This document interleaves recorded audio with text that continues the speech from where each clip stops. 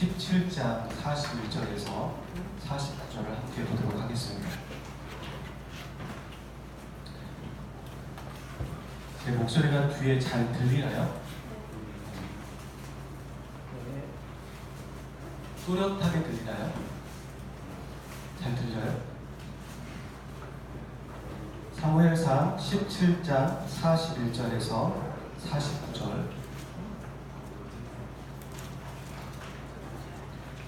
미리 광고 드리는 건요, 수련회 때는 우리가 준비물 중에 하나가 성경책인데 성경책도 좀 찾아보고 마킹을 하려고 하니까 핸드폰으로 하면 마킹이 안 되겠죠. 목사님 제 핸드폰으로 마킹 돼요. 그러지 마시고요. 자기가 들고 있는 책으로 가지고 오셔서 같이 밑줄도 긋고 그러면 좋을 것 같습니다. 미리 광고 드립니다. 사무엘상 17장 41절부터 49절. 홀수는 자매들이, 짝수는 형제들이. 그리고 49절은 함께 읽도록 하겠습니다. 홀수부터요. 41절 자매들이 시작. 블레셋 사람이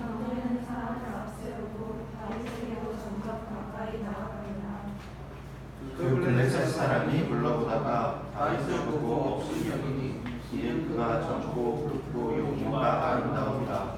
블레셋 사람이 다윗에게 이르되 내가 나를 개로 여기고 박대기를 가지고 내게 나아왔느냐 하고 그의 신들의 이름으로 다윗을 저주하고 또 이르되 내게로 오라. 내가 내 고기를 공중의 새들과 들짐승들에게 주리라. 블레셋 사람에게 이르되 너는 칼과 창과 단창으로 내게 나아온 거니와 나는 만군의 여호와의 이름으로 내가 모욕하는 이스라엘 군대의 하나님의 이름으로 내게 나아가노라. 오늘 여호와께서 너를 제 손에 두시리니 내가 너를 쳐서 내 머리를 대고 블레셋 군대의 시체로 오늘날 공생의 새와 하나님의 짐승들에 주어 온 땅으로 이스라엘에 하나님이 계신 줄 알게 하겠고 여호와의 구원하심이 칼과 창이 있지 아니함을 이미 우리에게 알게 하리라. 전쟁은 여호와께 속한 것인즉 그가 너희를 우리 손에 얹으시리라. 블레셋 사람이 일어나 다윗에게로 아주 가까이 올 때에 다윗이 블레셋 사람들에게로 아주 달리며 함께 있겠습니다. 손을 주머니에 넣어 돌을 가지고 물배로 던져 블레셋 사람의 이마를 치매 돌이 그 이마에 박히니 땅에 떨어지니라. 교회를 처음 나오신 분이나 최근 신앙생활을 하신 분 제외하고는 아마 골리앗과 다윗의 싸움을 다 알고 계실 겁니다. 그렇죠? 아마 믿지 않는 분들도 성경에 있는 몇 구절들을 잘 알고 있는 것들이 있어요. 예를 들어서 가이사의 것은 가이사에게, 영화 내부자에도 나왔던 내용이기도 합니다. 그런 것처럼 골리앗과 다윗의 싸움은 크리스찬이 아니더라도 다 알고 있는, 웬만하면 다 알고 있는 내용이죠. 우리가 이 골리앗과 다윗의 싸움을 통해서 배울 수 있는 건 뭐냐면, 우리가 흔히 이 본문을 읽을 때, 와, 다윗이 참 용맹하다, 어린데 참 대단하고 자기의 목숨을 걸고 싸웠다, 이렇게 정도로 우리가 이해하는 것 같습니다. 만약에 그렇게 이해한다면 성경이 우리에게 말하는 것, 특별히 우리가 지금 사무엘상을 읽었는데요, 사무엘상에서 말하고 싶은, 우리에게 말하고 싶은 그 메시지를 정확하게 캐치하고 있지는 않은 겁니다. 여러분, 우리가 사무엘상을 얘기할 때 좀 배경을 알아야 되는데, 여러분, 이스라엘 백성들의 초대 왕은 누구였습니까? 사울이었습니다. 이스라엘 왕의 초대 왕은 사울이고 그 다음이 다윗이었죠. 그리고 여러분 잘 아는 세 번째 왕은 솔로몬입니다. 누가 딴 얘기 하시던데 갑자기 누구 시작하는데 솔로몬이었습니다. 사울이 왕이었는데 다윗이 왕이 될 때 하나님은 사울을 버리셨어요. 왕으로 분명히 세우셨는데 사울을 버리시고 다윗을 세운 장면이 나오거든요. 그럼 우리가 그런 질문이 들겠죠. 왜 하나님은 세우신 사울을 왜 버리셔야만 했는가? 또 반대로 사울은 왜 버림을 받아야 했는가? 그 배경을 좀 알고선 이해해야 오늘의 말씀을 좀 더 이해할 수 있을 것 같습니다. 여러분, 이스라엘 민족의 운영 체제는 말이에요. 조직은 어떤 개념이냐면 신정 체제입니다. 신정 체제. 가운데 하나님이 계시고 신이 있고 그 신에 따라 모든 것이 움직여가는 것이죠. 여러분 신명기 말씀을 묵상했지만 신명기 말씀 그리고 출애굽 자체가 신정체제였습니다. 하나님이 멈추라 그럼 이스라엘 백성들은 멈췄고요.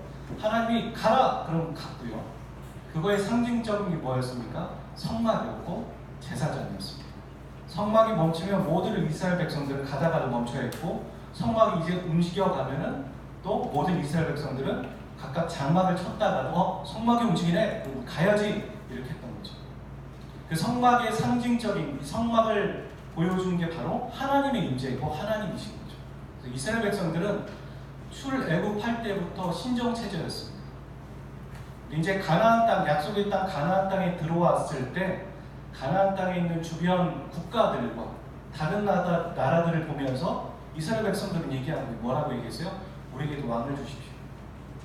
우리에게도 왕을 줘야 하지 않겠습니까? 그렇게 해서 하나님이 세우신 왕이 사울 왕이었던 거죠. 하나님이 기뻐하심으로 야 그래 너희들이 왕이 필요하구나. 너희들이 좀 제대로 조직을 갖추기 원하는구나 라고 기쁨으로 주신 것이 아니라 한마디로 마지못해 주신 거죠. 이스라엘 백성들은 왕이 없는 걸 보고서 우리에게 왕을 달라고 했는데 이때까지 출애굽하면서 올 때까지 이스라엘 백성들의 왕은 누구였습니까? 누구였죠? 하나님이셨습니다. 그게 바로 신정체제라는 거죠. 그러니까 하나님이 여전히 왕이신데 이스라엘 백성들은 왕을 달라고 했고 사울이 왕으로 세워졌으니 사울 왕이 그러니까 이스라엘 백성의 왕이 해야 될 역할은 뭐겠습니까? 그 당시에 주변 근동의 왕들은요, 여러분 그 당시 뭐 이집트 왕자 같은 거 만화나 영화 같은 거 보셔도 알겠지만 그 당시의 왕은 왕 이상이죠, 그렇죠? 그는 뭡니까? 신입니다.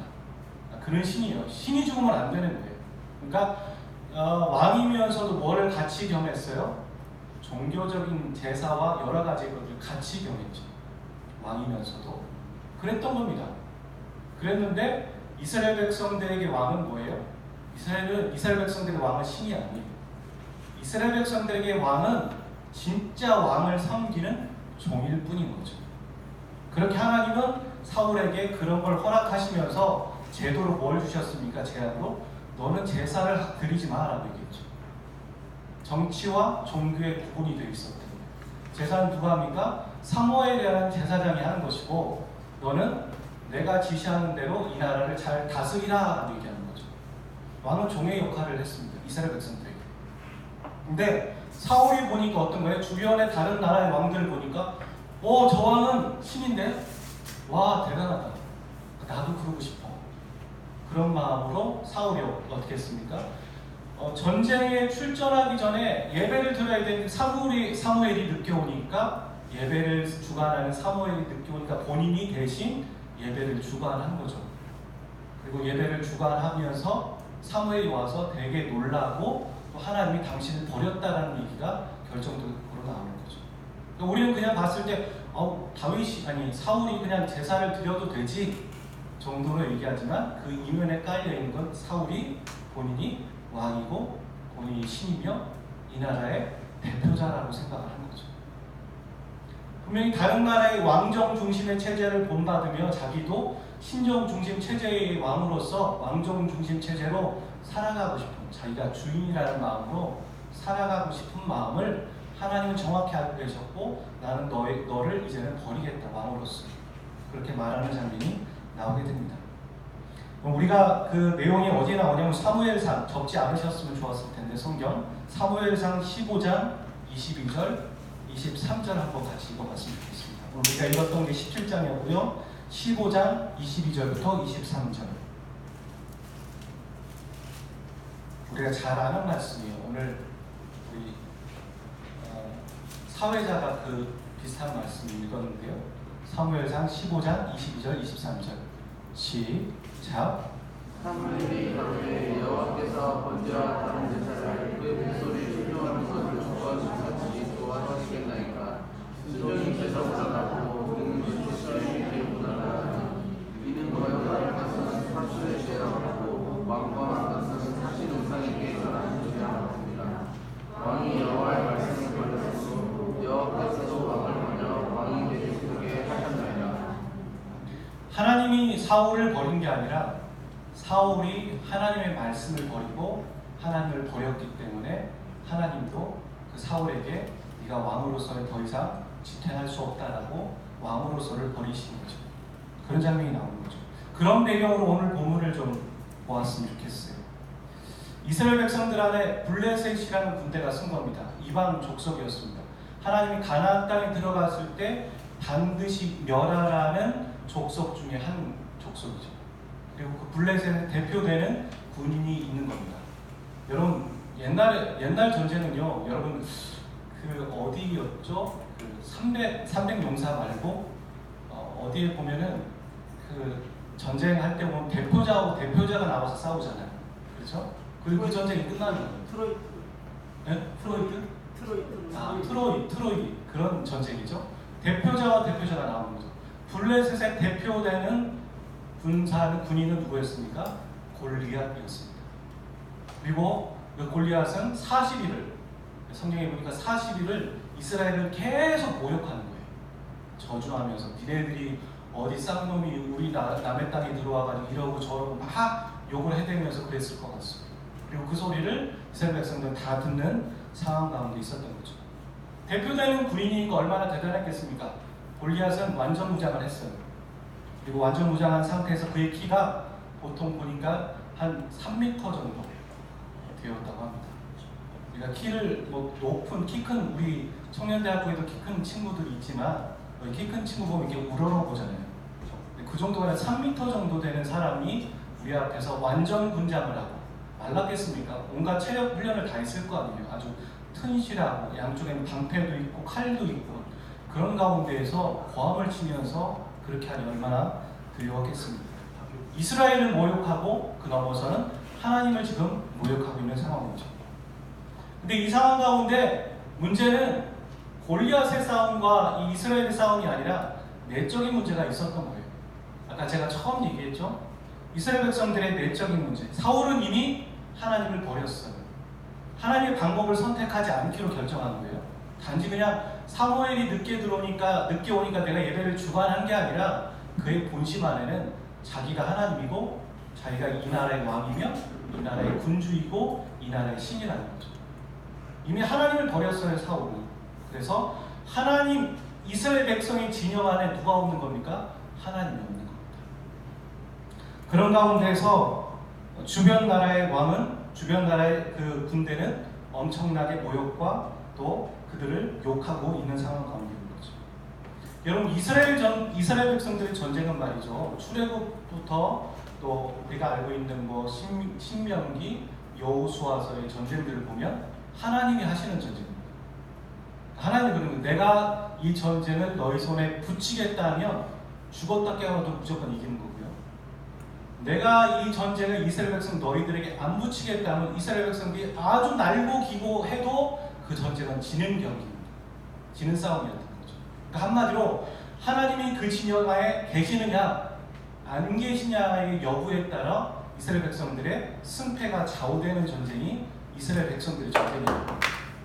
여러분 어떻게 그럴 수 있냐라고 얘기하는데 여러분이 알고 있는 그 주변에 있는 강대국들의 군사력과 경제력으로 이기는 전쟁과 하나님의 백성의 전쟁은 다른 거예요. 차원. 오늘 우리가 하나님의 백성이잖아요. 하나님이 그들을 다루신 것처럼 우리도 그들 똑같이 다루시는 거죠. 하나님이 우리 안에 함께 하시는가. 그거는 하나님이 함께 하시는지 안 하시는지 여부가 중요한 것이 아니라 사울이 하나님을 버린 것처럼 우리가 하나님을 따르고 있는가 안 따르고 있는가의 차이인 거예요. 하나님은 항상 계세요. 왜냐하면 사울이 하나님을 버렸을 때도 하나님은 사울을 포기하셨지만 버리셨지만 다음 왕을 세워서 그 이스라엘 백성들과 함께 하셨기 때문이에요. 우리가 하나님과 함께하고 있는 거예요. 사울의 마음이 하나님을 저버렸던 것처럼 이 이스라엘 백성들 안에 하나님이 계시지 않는 거죠.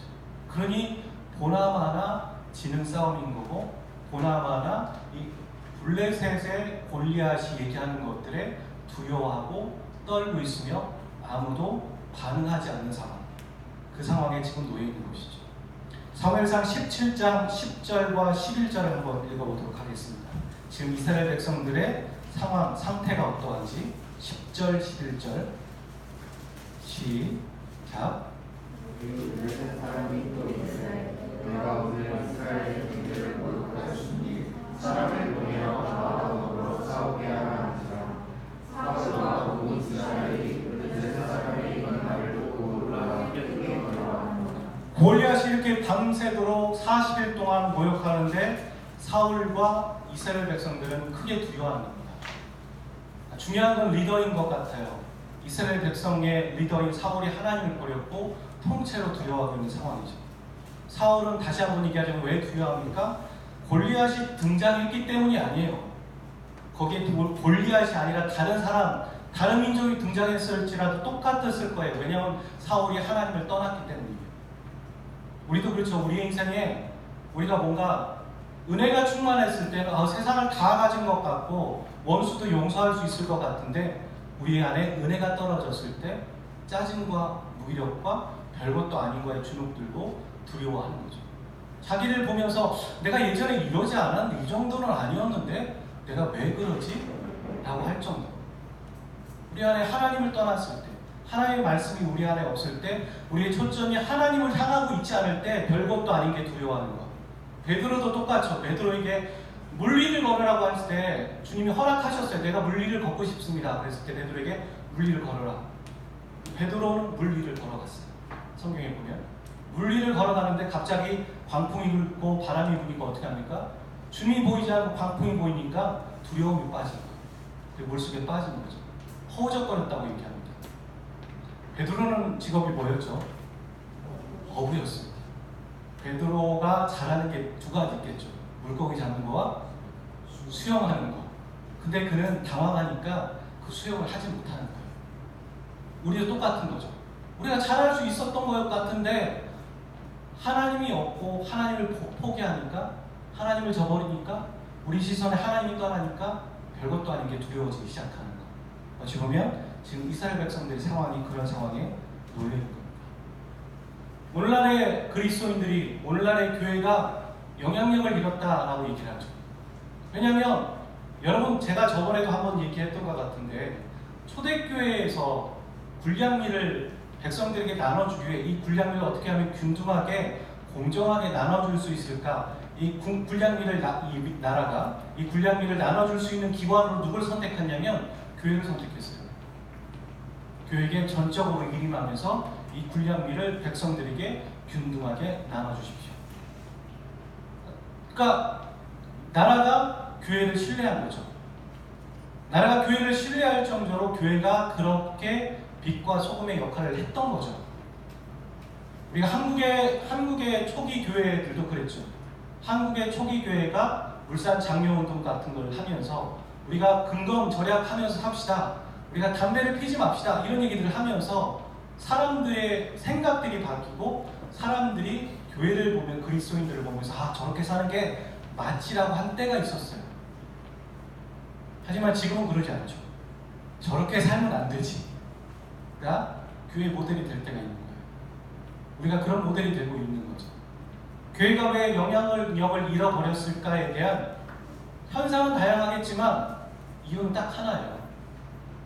여기에 나와 있는 것처럼 우리가 하나님을 최우선으로 두지 않는 거죠. 교회가 하나님을 최우선으로 두지 않으면 어디에도 하나님을 최우선으로 두는 사람들이 없습니다. 교회가 하나님을 최우선으로 둘 때 교회는 교회다워지는 거고 성도는 성도다워지기 시작하는 겁니다.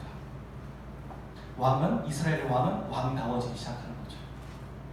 근데 교회가 하나님을 2순위로 두기 시작할 때부터 교회는 세상의 조직에 불과한 것이고 성도는 세상 사람보다 더 못한 사람이 될 수 있는 것이고 사울은 별것도 아닌 민족 앞에 두려워하기 시작하는 거죠. 여러분, 조선시대에는요 왕이 있으면 신하가 충성을 하잖아요. 절대 충성인 것 같은데 그러지 않았어요. 사육신 같은 사람들 말이죠. 그 왕에게 직원 같은 걸 했단 말이에요.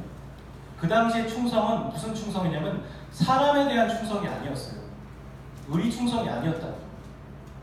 진리 충성이었어요. 그 왕이 가지고 있는 공의롭고 정의롭고 또 이 백성들을 옳게 다스리는 것에 따라서 먼저 충성을 하고 그 사람을 충성했던 거예요.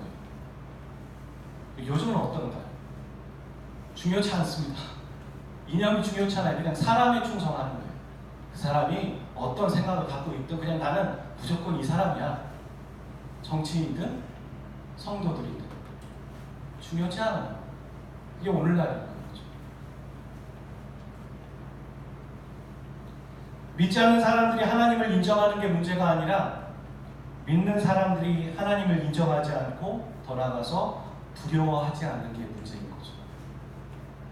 주변의 나라가 왕정 체제를 갖든 말든 이스라엘 백성들은 처음부터 출애굽부터 신정 국가였어요. 하나님이 왕이시고 하나님이 주인이시고 사울을 달라고 했던 그들은 하나님이 왕이시라는 걸 까먹었을 뿐인 거예요. 그리고 하나님이 왕을 주신 이유는 그래 너희들에게 왕을 줄 테니 이 왕을 통해서 너희들이 그게 잘 되는지 한번 보라고 반면교사로 세우시는 거죠. 깨달으라고.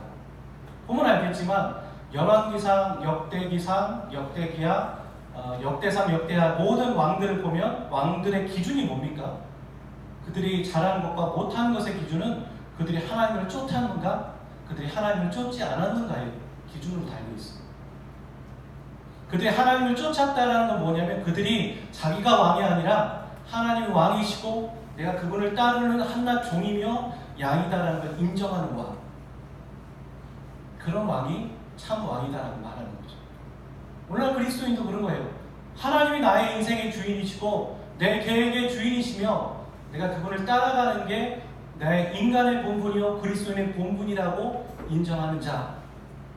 그 사람이 하나님의 사람인 거죠. 아멘이십니까? 이러는 가운데 다윗은 아버지의 부탁으로 전쟁에 나간 형들이 잘 있나 그래서 음식하고 안부를 물으러 가고 있습니다. 아버지의 부탁으로. 다윗은 막내였어요. 그 가족이. 전장에 왔는데 어떤 상황이 벌어진 겁니까? 골리앗이 40일간 이스라엘을 모욕하고 하나님의 군대를 모욕하는 소리를 들은 거예요. 그게 치욕이었고 모욕으로 다윗은 여겨졌죠. 이스라엘 백성들도 그게 치욕이고 모욕인 건 알았지만 다윗의 반응과 이스라엘의 반응은 달랐어요. 여러분 다윗이 분노하는 장면이 26절에 나오고 있습니다. 17장 같이 한번 읽어주시죠. 시작.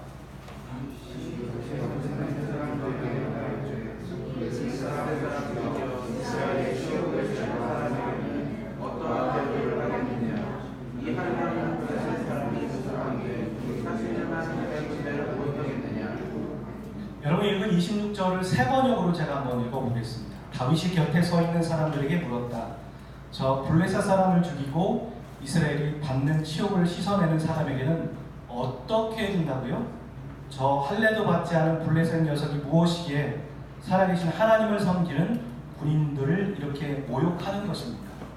지금 다윗의 관심이 그 골리앗을 쓰러뜨렸을 때 얻는 보상에 관심이 있습니까? 아니면 지금 모욕과 치욕받는 것에 대해서 의문을 내고 있는 겁니까? 보상에 대한 관심이 있는 것이 아니라 지금 제가 감히 무엇이가운데 이스라엘 백성과 그리고 하나님의 군대를 모욕하고 있는가?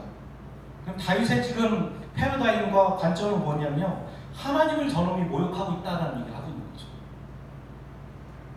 알고 있었어요. 다윗은 이때까지 자신들의 조상과 하나님의 군대들과 이스라엘 백성들의 전쟁은 하나님과 이방 민족의 싸움인 거지 자신들이 잘하고 있지 않다는 걸 알고 있었어요.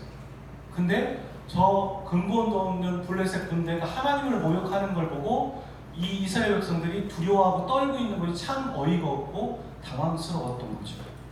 그러니까 이 싸움은 골리앗을 섬기는 신과 다윗을, 그러니까 이스라엘 백성들의 주위에 있는 하나님과의 싸움이다라는 걸 보고 있는 거죠. 오늘 여러분 우리가 하나님의 사람들이 하고 있는 게 어찌 보면 이런 것 같아요. 저 세상과 나의 싸움이다. 이 문제는 현실적으로 이 문제가 돈과 연결되어 있는 것이다. 사람과 사람과 연결되어 있는 것이다. 라고만 보고 있는 것 같은 거죠. 다르게 보면 이것은 내 뒤에 계신 하나님과 저 세상과의 싸움이고 그 가운데 나는 무엇을 선택할 것인가, 그 문제가 아닌가 생각하는 거죠. 내가 하나님을 선택할 것인가, 내가 하나님의 말씀을 존중할 것인가, 아니면 내가 사울처럼 하나님의 말씀과 하나님의 법대로를 포기할 것인가, 거기에 놓여 있다라는 거죠. 다윗도 지금 이 골리앗과의 싸움 가운데 분명히 이 골리앗과 하나님과의 싸움, 심지어는 하나님과 골리앗의 싸움이라는 걸 얘기하고 있죠. 그래서 다윗이 골리앗 앞에 나갈 때 45절을 고백하는 거죠. 여러분 잘 알고 있는 말씀이에요. 45절 한번 읽어볼까요? 시작.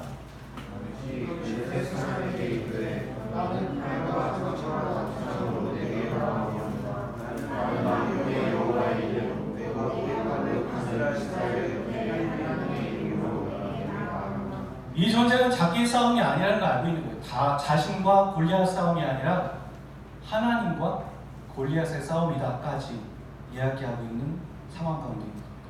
하나님과 골리앗의 싸움이라면 이미 승리는 결정됐겠죠. 창조주 하나님과 골리앗의 싸움이라면 이 승리는 이미 결정된 겁니다. 누가 하나님과 감히 싸울 수 있겠습니까? 이 확신 때문에 다윗은 아무도 이해하기 힘든 행동을 하고 있습니다. 그래서 갑옷도 입지 않고 물맷돌 5개를 들고 완전 무장한 골리앗 앞에 나가서 물맷돌을 던지고 있는 거죠. 여러분, 많은 사람들이 그런 얘기를 해요. 물맷돌을 평소에 많이 던져봤기 때문에 이 골리앗의 정통 이마에 정수리에 찍혔다. 틀린 말은 아니에요. 충분히 그럴 수 있어요. 다윗은 그 전에도 자기가 이리가 양을 잡으려고 할 때 그 이리에게 물맷돌을 던졌을 테고 그 양을 보호했겠죠.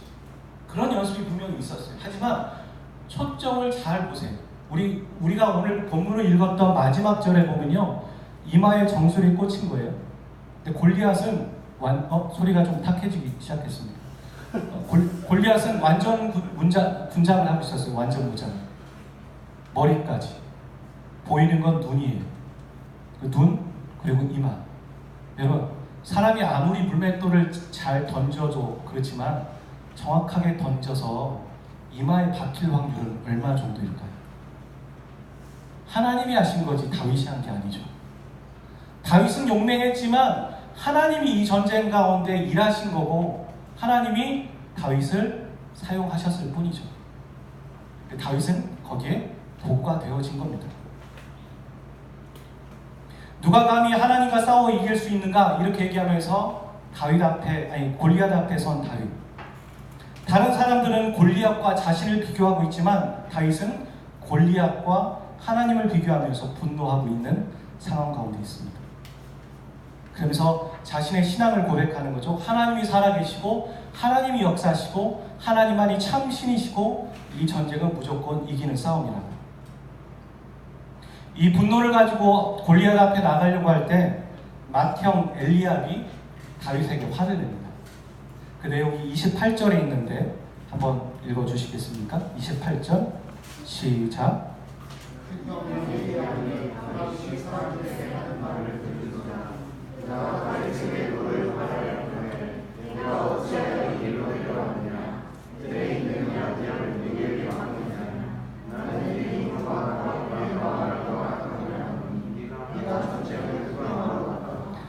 엘리압이 왜 분노하냐면 다윗은 골리앗과 하나님을 비교해서 이 싸움을 이해하고 있는데 엘리압은 골리앗과 다윗을 비교하는 거예요. 다윗은 이 전쟁이 골리앗과 하나님의 전쟁이라고 이야기하고 있는데 그래서 당대함을 가고 있는데 엘리압은 골리앗과 다윗의 싸움이라고 생각하고 있는 거죠. 그래서 능력도 없는 주제에 경거망동한다. 네가 어디서 나도 지금 군인으로 참가하지만 어디서 네가 근본도 없는 게 와가지고 나대고 있냐고 말하고 있는 거죠. 엘리압은 다윗이 싸우고자 하는 이유를 또 어디에 몰고 있습니까? 너 상금 받으려고 하는 거지? 라고 말하고 있어요. 그리고 책망하는 가운데 다윗은 아무 반응도 하지 않습니다. 본문에서 봤을 때는. 이것은 영적 안목의 차이죠. 우리가 어떤 문제를 볼 때 참 다양하게 보아요. 난 이렇게 보고 나는 지금 내가 지금 되게 매우 힘들고 내 싸움이라고 생각하는데 어떤 사람이 지나가면서 툭 던지는 거예요. 하나님 너와 함께 하셔. 그건 네 싸움이 아니야. 그럴 때 우리가 그렇지 라고 하는 사람도 있고 또 이럴 수 있죠. 네가 무슨 주제에 그런 얘기를 하는 거야. 어찌 보면 그런 얘기가 그게 맞는 것 같으면서도 자존심 상해서 안 들으려고 하는 것도 있고요. 적어도 지금 영적인 통찰력에서 엘리압은 지금 다윗의 상대가 되지 않고 있습니다. 그가 맏형이라 할지라도 우리도 그럴 수 있는 거예요. 아무리 목회자라도 나이가 많은 형 오빠더라도 어떤 때는 어린 사람들이 더 영적으로 바로 볼 수도 있는 거예요. 우린 그걸 인정할 수밖에 없죠. 사람의 나이가 영적인 나이와 같이 가지는 않는 거니까. 그리고 거기다 사울도 엘리압처럼 반대합니다. 하나님을 떠난 사울이니 오죽하겠습니까? 그거 전쟁에 이기지 못한다. 그러면서 반대하는 거죠. 그랬을 때 다윗이 고백한 얘기가 있어요. 다윗이 사울에게 설득하면서 사울이 그래 그럼 가 라고 했던 장면 되게 중요하거든요. 34절부터 37절까지 한번 같이 읽어보도록 하겠습니다. 시작.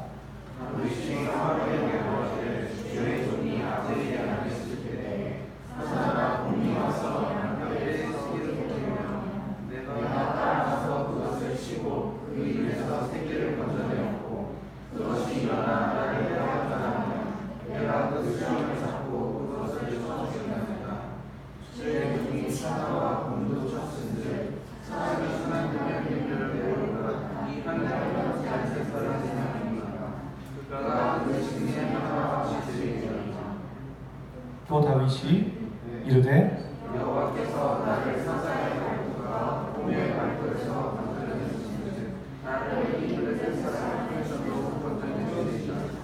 사울이 다윗에게 이르되 가라 여호와께서 너와 함께 계시기를 원하노라. 평범한 얘기인 것 같은데 자기가요 제가요 왕이시여 저는 예전에요 사자나 곰이 왔을 때 제가 새끼가 물면 그 새끼를 보호했어요. 그 새끼를 보호했습니다. 보호했는데 제가 그렇게 해봤으니까 여기 나가서 잘할 수 있습니다 이런 얘기인 것 같았죠? 아니에요. 34절부터 36절까지의 내용은 무슨 얘기냐면 여러분 목자와 양을 생각해 보세요. 목자와 양을 다르게 생각해 보면 여러분이 물론 결혼을 안 했지만 여러분의 자녀가 있다고 생각해 보세요. 근데 여러분의 자녀가 어디서 매맞고 있어요. 아니면 어디 막 되게 호되게 당해서 억울함을 당해서 울고 있어요. 여러분 그냥 모른 척하고 지나가시겠어요? 여러분의 동생이든 아니면 여러분의 부모든 상식적으로 이해가 안 되죠. 왜 그러냐? 혹은 보호하고 감싸고 그들을 지킬 거예요. 그렇죠? 지금 목자와 양은 그런 관계예요. 양이 그렇게 사자나 곰이 와서 양떼에서 새끼를 물어가려고 하면 내가 달려가서 그놈을 제압하고 그 양을 건져왔습니다. 이거 당연하지 않습니까? 라고 하는 것처럼 하나님 앞에서 블레셋 군대가 지금 그러고 있는 것을 보면은 당연히 그에게 맞서 나가서 그들 앞에 나가서 전쟁을 선포하고 그 전쟁에 승리하게 하실 것이 당연하지 않습니까? 왜 당신들은 그것들을 가만히 하고 있나요? 라고 말하고 있는 얘기예요. 다윗은 지금. 그리고 37절에는 그렇게 할 때 하나님은 나를 지켜주실 겁니다. 라고 얘기하는 거고요. 오늘 우리가 마땅히 반응해야 될 것에 반응하지 않는 사람일지 모르겠어요. 여러분 인정과 사랑과의 관계에 반응하는 거 말고 하나님의 사람으로서 자존심을 세우지 못하는 거죠. 하나님의 사람으로서 수치당하는 걸 보고 그게 수치인지 모르고 창피한지 모르는 거예요. 하나님의 군대가 욕먹는 걸 보면서도 두려워하고 떨고 있는 거죠. 우리가 그리스도인으로 살아갈 때 아유 네가 그렇게 살면 되겠어 괜찮아 나 이러고서 살아가고 있는 모욕당하는데도 그게 모욕인지 모르고 살아가고 있는 우리의 모습.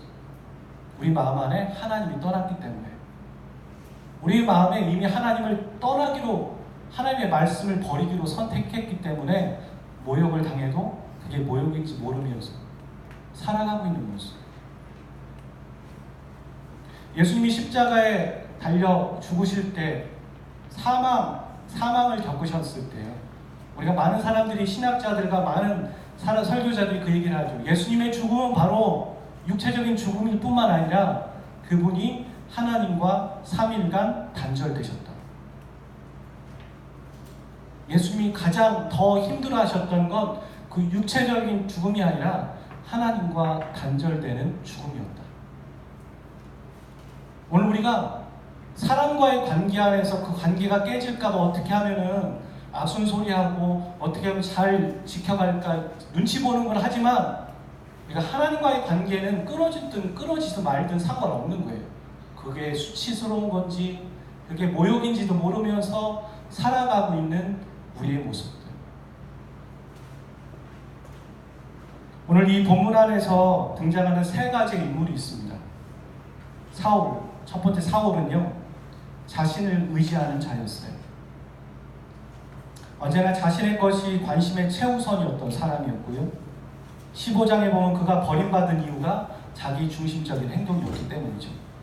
그리고 18장에 보면 다윗이 승승장구하는 걸 보면서 어떻게 했습니까? 그때부터 시기가 있는 거죠.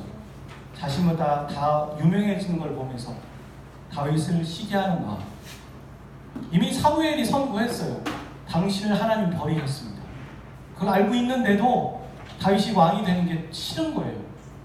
여전히 자기 중심적인 사울의 모습. 그 다음에 등장하는 인물은 골리앗이죠. 골리앗은 자신의 칼과 창과 단창으로 나오는 사람입니다. 자신이 갖고 있는 힘을 근거로 인생을 살아가는 모습. 내가 갖고 있는 것으로 충분히 내가 살아갈 수 있다고 생각하는 모습. 여러분, 저는 그렇지 않아요 라고 얘기하지 마세요. 저는 그렇지 않습니다. 거기에 저는 제외됩니다. 여러분, 하나님 앞에서 우리를 계속 비춰보자고요.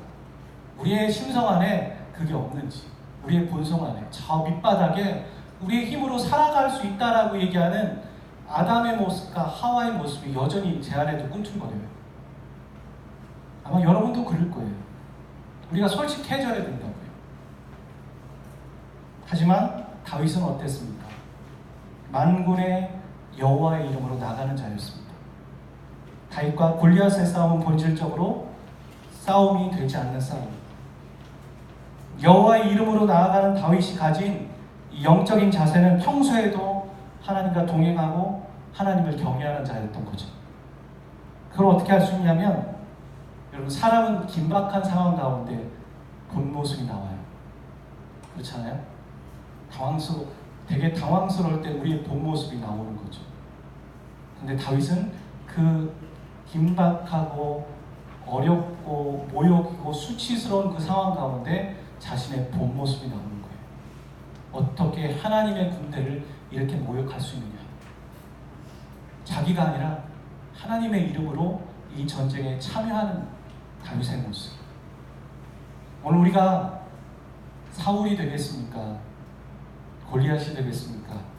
다윗이 되겠습니까? 우리가 사울이고 골리앗이라면 다윗으로 가야겠죠. 하나님을 경외하고 하나님의 이름으로 살아가는 자. 그게 바로 하나님의 사람입니다. 특별히 부탁드리는 것은 여러분이 하나님과의 관계를 끊지 않았으면 좋겠어요. 이 경외라는 단어는 그냥 두려워한다는 얘기가 담겨져 있기만 한 게 아니에요. 경외는 존경과 두려움이 함께 있거든요. 근데 성경을 잘 살펴보시면, 오늘 가서 성경에다가 경외라는 단어를 딱 쳐서 검색을 쭉 해보세요. 경외는 항상 하나님과의 사랑과 관계가 연결되어 있는 거예요. 두려워하는 게 아니라 하나님을 알기 때문에 경외하는 거예요. 하나님을 알고 그분이 어떤 성품을 갖고 있는지 신뢰하기 때문에 그 관계 안에서 두려워하기도 하고 경외하고 그분을 따라가는 거라는 거죠. 아무것도 모르는데 두려워하고 공포심을 갖는 게 경외가 아닌 거죠. 다윗은 누구보다도 하나님을 알고 있었어요. 다윗이 그냥 알고 있는 게 아니라 조상 대대로부터 전해 들었던 하나님이 어떤 분인지 알고 있었기 때문에 이 전쟁은 하나님이 하시는 전쟁일 수밖에 없다는 걸 알고 있었던 거죠. 그래서 담대할 수 있었다는 말입니다. 그의 밑도 끝도 없는 대단한 자존심과 어떤 용기가 아니었다는 겁니다. 오늘 우리에게 그게 있어야 되는 거죠. 마인드 컨트롤도 아니고 자만심도 아니고 담대함이 아니라 하나님의 말씀에 근거한 담대함, 하나님의 말씀에 근거한 용기, 그것이 우리에게 있으려면 우리가 먼저 해야 될 것은 하나님의 말씀을 따라가는 거예요. 하나님을 우리 안에 두는 거죠. 함께 기도하도록 하겠습니다.